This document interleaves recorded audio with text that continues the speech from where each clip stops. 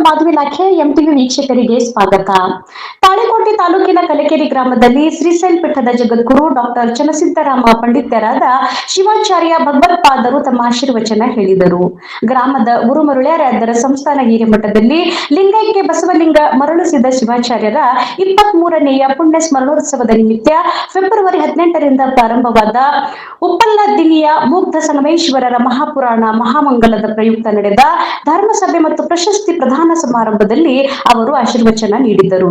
ಸದರಿ ಸಮಾರಂಭದ ಅಧ್ಯಕ್ಷತೆ ವಹಿಸಿದ್ದ ಗುರು ಮರುಳ್ಯರಾದ್ದರ ಹಿರೇಮಠದ ಪಟ್ಟಾಧ್ಯಕ್ಷರಾದ ಸಿದ್ದರಾಮ ಶಿವಾಚಾರ್ಯರು, ಶಿವಮೊಗ್ಗದ ಮೇಜರ್ ಆನಂದ ಮತ್ತು ನಿಂಗನಗೌಡ, ಇದೇ ವೇಳೆ ಜವಳಕೋಟ ಶಿವಾನಂದ ಶಿವಾಚಾರ್ಯರು ಸಾನ್ನಿಧ್ಯ ವಹಿಸಿದ್ದು, ಹಲಕರಟಿ ಅಭಿನವ ಮುನೀಂದ್ರ ಶಿವಾಚಾರ್ಯರು, ಕೊಕ್ಕಟ್ನೂರದ ಮಡಿವಾಳೇಶ್ವರ ಶ್ರೀಗಳು, ದೇವರ ಹಿಪ್ಪರಗಿ ಶಿವಯೋಗಿ ಶ್ರೀಗಳು, ದಂಡಗುಂಡದ ಸಂಗನಬಸವ ಶಿವಾಚಾರ್ಯರು, ಚಬನೂರ ರಾಮಲಿಂಗಯ್ಯ ಶ್ರೀಗಳು, ಕರಬಂಟನಾಳದ ಶಿವಕುಮಾರ ಶ್ರೀಗಳು, ಕಾಗಂಡಕಿಯ ನಿಜಲಿಂಗ ಶಾಸ್ತ್ರಿಗಳು, ನಗನೂರು ಶರಣಮಠದ ಶರಣಪ್ಪ ಶರಣರು, ಪುಟ್ಟರಾಜ ಶಾಸ್ತ್ರಿಗಳು, ಪ್ರಭುಕುಮಾರ ಮತ್ತು ಲಕ್ಷ್ಮೀಕಾಂತ್ ಕಲಬುರ್ಗಿ, ಶಾಸಕರಾದ ರಾಜಗೌಡ ಪಾಟೀಲ್, ಕುದುರೆ ಸಾಲೋಡಗಿ, ಪ್ರಭುಗೌಡ ಪಾಟೀಲ್, ಬಸವನಗೌಡ ಯಡಿಯಾಪುರ, ಪ್ರಭುಗೌಡ ಅಸ್ಕಿ, ಸಿದ್ದು ಬುಳ್ಳ, ಲಕ್ಕಪ್ಪ ಬಡಿಗೇರ್, ಸಂಗನಗೌಡ ಹರ್ನಾಳ್, ಹಾಸಿಂ ಪೀರ್ ವಾಲಿಕಾರ್ ಸೇರಿದಂತೆ ಇತರರು ಉಪಸ್ಥಿತರಿದ್ದರು. ವರದಿ ಮಾಂತೇಶ್ ಕಾಂಬ್ಳೆ, ಎಂಟಿವಿ ನ್ಯೂಸ್ ಕನ್ನಡ.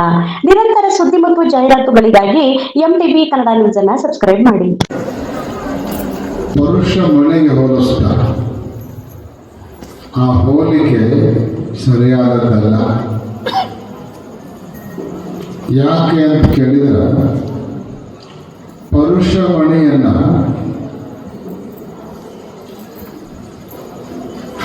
ಯಾವುದಕ್ಕಾಗಿ ನಾವು ಉಪಯೋಗಿಸ್ತೀವಿ ಅಂದ್ರೆ, ಒಂದು ಲೋಹವನ್ನ ಪರುಷ ಮಣಿಗೆ ಸ್ಪರ್ಶ ಮಾಡಿದಾಗ ಆ ಲೋಹ ಏನಾಗುತ್ತೆ ಅಂದ್ರೆ ಚಿನ್ನ ಆಗುತ್ತೆ, ಕಬ್ಬಣ ಬಂಗಾರ ಆಗ್ತದೆ. ಸೌಂಡ್ ಕಡಿಮೆ. ಕಬ್ಬಣ ಬಂಗಾರ ಆಗ್ತದೆ.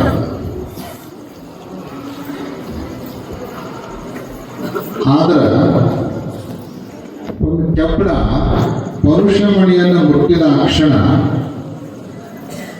ಆ ಕಬ್ಬಣ ಪರುಷ ಮಣಿ ಆಗಂಗಿಲ್ಲ. ಹೌದಾ? ಪರುಷ ಮಣಿ ಮುಟ್ಟಿದ ಕ್ಷಣ ಕಬ್ಬಣ ಬಂಗಾರ ಆಗುತ್ತೆ ಹೊರತು ಪರುಷ ಮಣಿ ಆಗಂಗಿಲ್ಲ. ಆದರೆ ಗುರು ತನ್ನ ಬಳಿಗೆ ಬಂದಿರುವಂತಹ ಶಿಷ್ಯನನ್ನು ಸ್ಪರ್ಶ ಮಾಡಿದಾಗ ಆ ಶಿಷ್ಯ ಬೇರೆ ಏನೂ ಆಗಂಗಿಲ್ಲ, ಅವನು ಗುರು ಸ್ವರೂಪನೇ ಆಗಿಬಿಡ್ತಾನೆ. ಪರುಷ ಮಣಿಯಲ್ಲಿ ಲೋಹವನ್ನ ತನ್ನಂತೆ ಮಾಡಿಕೊಳ್ಳುವ ಶಕ್ತಿ ಇಲ್ಲ. ಆದರೆ ಗುರುವಿನಲ್ಲಿ ಶಿಷ್ಯನನ್ನ ತನ್ನನ್ನು ಮಾಡಿಕೊಳ್ಳುವಂಥ ಶಕ್ತಿ ಇರ್ತದೆ. ಅದಕ್ಕೆ ಪರುಷ ಮಣಿಗೆ ಮತ್ತು ಗುರುವಿಗೆ ಹೋಲಿಕೆಯನ್ನು ಮಾಡಬಾರದು. ತನ್ನ ಬಳಿಗೆ ಬಂದಿರುವಂತಹ ಶರಣ ಬಸವೇಶ್ವರರನ್ನ ತನ್ನನ್ನ ಮಾಡಿಕೊಂಡಿರುವಂತಹ ಗುರುಗಳು ಯಾರು ಅಂದ್ರೆ ಅದು ಮರುಳಾರ. ಐನ್ಸ್ಟೀನ್ ಹೆಸರನ್ನು ನೀವು ಕೇಳಿರಿ. ಜಗತ್ತಿನ ಅತ್ಯಂತ ಪ್ರತಿಭಾಶಾಲಿಯಾಗಿರುವಂತಹ ವಿಜ್ಞಾನಿ. ತಾನು ಸಂಶೋಧನೆ ಮಾಡಿ ಮಂಡಿಸ್ತಕ್ಕಂಥ ವಿಚಾರಗಳನ್ನ ಜಗತ್ತಿಗೆ ನೀಡಿದಾಗ ಬುದ್ಧಿವಂತರೆಲ್ಲ ಅದನ್ನು ಸ್ವಾಗತ ಮಾಡಿದರು. ಎಲ್ಲ ಜನರಿಗೆ ಇದು ಗೊತ್ತಾಗಬೇಕಂತ ಹೇಳಿ ಅಲ್ಲಲ್ಲಿ ಅವರನ್ನು ಕರೆದು ಸನ್ಮಾನ ಮಾಡ್ತಾ ಇದ್ರು. ಅವರ ವಿಚಾರಗಳನ್ನು ಕೇಳ್ತಾ ಇದ್ರು. ಈಗ ಹೆಂಗ ನಮ್ಮ ಮೇಜರ್ ಆನಂದ್ ಅವರನ್ನ ಎಲ್ಲಿ ಶಿವಮೊಗ್ಗ, ಎಲ್ಲಿ ಕಲಕೇರಿ, ಎತ್ತನಿಂದ ಎತ್ತ ಸಂಬಂಧವೇ. ಒಬ್ಬ ವಿಚಾರವಂತರು ಎಲ್ಲಿದ್ರೂ ಕೂಡ ಎಲ್ಲ ಕಡೆಗೂ ಕೂಡ ಅವರ ವಿಚಾರಗಳು ಪ್ರಿಯ ಆಗ್ತಾವ, ಬೇಕಾಗ್ತಾವ ಅನ್ನೋದಕ್ಕೆ ಶಿವಮೊಗ್ಗದಿಂದ ಕಲಕೇರಿಗೆ ಮೇಜರ್ ಆನಂದ್ ಅವರು ಬಂದದ್ದೇ ಪ್ರತ್ಯಕ್ಷ ಸಾಕ್ಷಿ.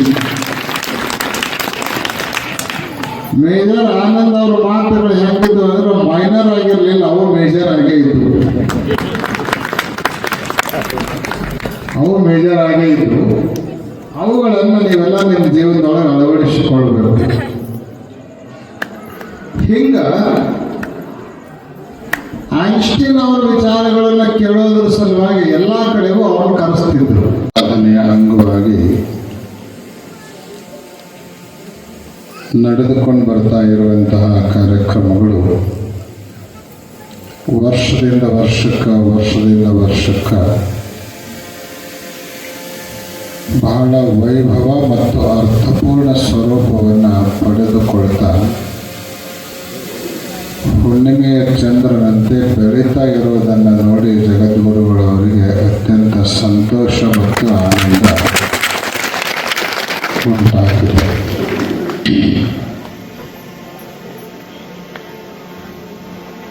ಶ್ರೀಗಳವರು ನೆನಪಿಸಿಕೊಂಡಂಗೆ 3-4 ವರ್ಷಗಳ ಹಿಂದೆ ಜಗದ್ಗುರುಗಳವರು ಇಲ್ಲಿಗೆ ದಯಮಾಡಿಸಿದಾಗ ಪ್ರಾರಂಭಗೊಂಡಿರುವ ಕಟ್ಟಡ ಅರ್ಧಕ್ಕೆ ನಿಂತಿತ್ತು. ಇದೇನಾರೇ ಆಡಿ ಮುಗಿಯುವಾಗ ಆಶೀರ್ವಾದ ಮಾಡ್ರಿ ಅಂತ ಶ್ರೀಗಳವರು ವಿನಂತಿ ಮಾಡ್ಕೊಂಡಿದ್ರು. ಧೈರ್ಯವಾಗಿರ್ರಿ ಸ್ವಾಮೀಜಿ, ಮಲ್ಲಯ್ಯನ ಆಶೀರ್ವಾದ ಆಗುತ್ತಾ, ಎಲ್ಲ ಸರಿ ಆಗ್ತದ ಅಂತ ಧೈರ್ಯದ ಮಾತು ಹೇಳಿದ್ದೀವಿ. ಮಲ್ಲೇಶ್ವರ ಕೃಪೆಯಿಂದ ಎಲ್ಲವೂ ಸರಿಯಾಗಿ ಇವತ್ತು ಈ ಕಟ್ಟಡ ಪೂರ್ಣಗೊಂಡು ಭವ್ಯ ದಿವ್ಯ ಪರಿಸರದಲ್ಲಿ ಈ ಕಾರ್ಯಕ್ರಮ ನಡೀತಾ ಇರೋದು ನೋಡಿ ಜಗದ್ಗುರುಗಳವರಿಗೆ ಹಂಡೆ ಹಾಲು ಕೊಡದಷ್ಟು ಸಂತೋಷವನ್ನು ಉಂಟಾಗಿದೆ.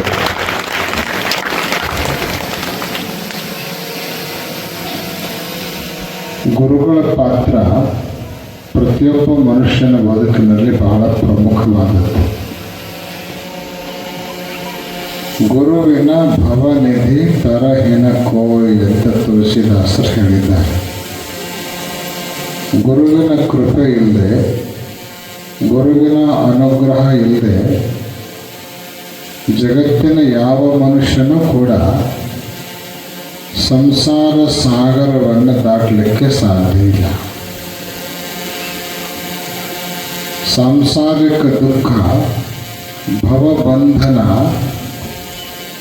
ದೂರ ಆಗಬೇಕು ಅಂದ್ರೆ ಗುರು ಕೃಪೆ, ಗುರು ಸಾನ್ನಿಧ್ಯ ಪ್ರತಿಯೊಬ್ಬರಿಗೂ ಅತ್ಯಗತ್ಯ.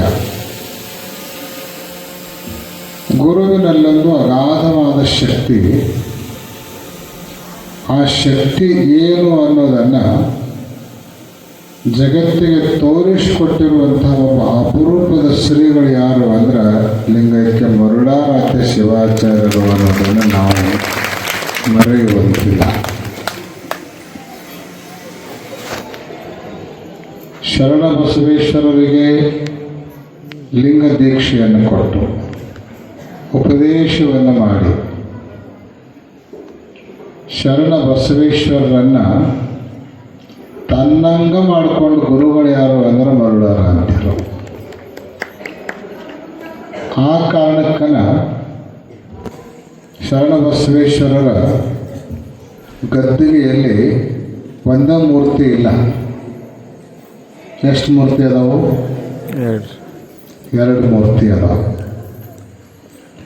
ಆ 2 ಮೂರ್ತಿ ಯಾರು ಅಂತ ಕೇಳಿದ್ರೆ ಒಂದು ಶರಣ ಬಸವೇಶ್ವರದ್ದಾದರೆ ಇನ್ನೊಂದು ಮರುಳಾರಾಧ್ಯರದು ಅನ್ನೋದನ್ನು ನಿಮಗೆ ನೆನಪಿಸಿಕೊಡುವ ಅವಶ್ಯಕತೆ ಇಲ್ಲ.